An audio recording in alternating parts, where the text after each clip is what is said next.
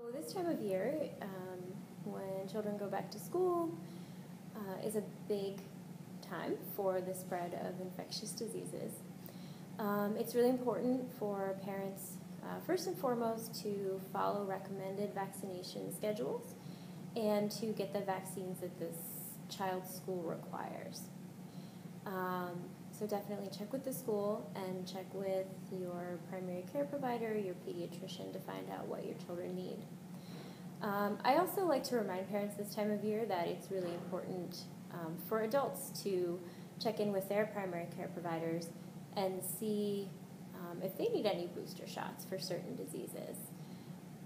Just as an example, Tdap is a booster shot that covers tetanus, diphtheria, and pertussis.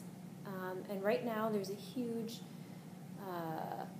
outbreak of pertussis, which is also known as whooping cough. So there's a huge outbreak in the United States and also around the world.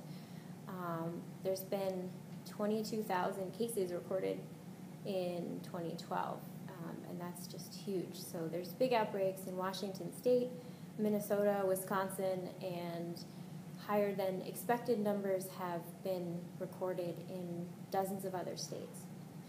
So this is not only an issue of children not getting immunized, but also that adults just haven't gotten their booster shots. So I definitely encourage parents, when they're thinking about their children's immunizations, to also think about their own immunizations. To teach kids and remind adults around you how to stop the spread of diseases. So that's really basic things like when you sneeze, sneezing into your elbow, covering your mouth when you cough, and everyone needs to learn about good hand hygiene. So we actually, APHA Get Ready campaign has put out fact sheets about hand washing for children and adults. So if you need a refresher on how to properly wash your hands, we have those available for free. The website for that is aphagetready.org. And then I tell everyone that they need to stay home if they're sick. That's a huge issue of people, thinking they're doing the right thing by coming into work even though they don't feel well. Well, if you have the flu, or if you have pertussis, or if you have something else that's contagious, please do everyone a favor. You'll get better faster.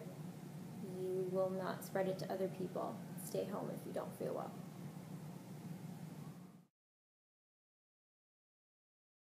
Since I became a registered nurse, I think that it's more and more common for people to get flu shots, which is a great thing, especially since 2009 with the H1N1 outbreak. More and more people are thinking that the flu shot is a good thing and thinking that it's a safe thing, which it is. Especially pregnant women. Since 2009, about half of pregnant women in the United States have gotten the flu shot every year, and this is fabulous news because not only is the flu shot safe for pregnant women, but it's also safe for unborn babies.